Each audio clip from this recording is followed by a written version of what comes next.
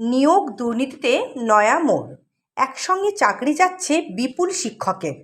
হাইকোর্টে রিপোর্ট দিল সিবিআই। প্রাথমিক নিয়োগ দুর্নীতি নিয়ে মঙ্গলবার কলকাতা হাইকোর্টে বিস্তারিত রিপোর্ট পেশ করেছে কেন্দ্রীয় এজেন্সি সিবিআই। চার্জশিটের কপিও যুক্ত করা হয়েছে, আর সেখানেই দুর্নীতির এক বড় চক্রের হদিশ দিয়েছে তদন্তকারী সংস্থা। সিবিআই কলকাতা হাইকোর্টকে জানিয়েছে, টাকার বিনিময়ে প্রার্থীর তালিকায় নাম উঠে যেত অযোগ্যদের। তাদের বিশ্বাস অর্জনে তৈরি হয়েছিল ভুয়ো ওয়েবসাইটও, আর সেটাকেই ঢাল করেই কাজ চলছিল দুর্নীতির ও চক্র।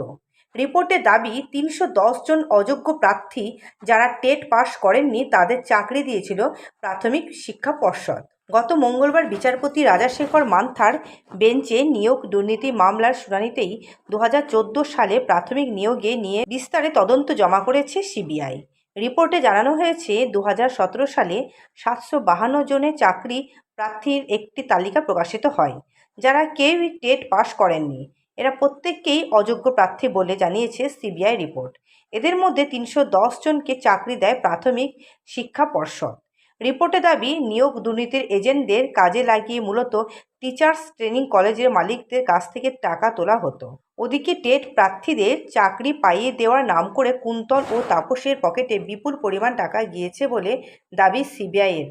তদন্তে উঠে এসেছে, তাপস মণ্ডলের 8 জনের মতো সাব এজেন্ট ছিলেন।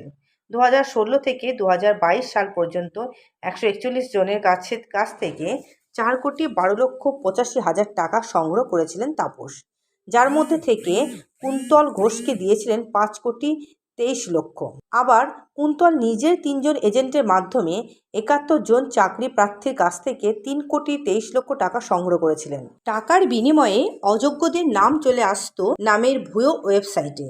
এই সমস্ত রিপোর্ট জমা পড়েছে কলকাতা হাইকোর্টের বিচারপতি রাজাশেখর মান্থার এজলাসে।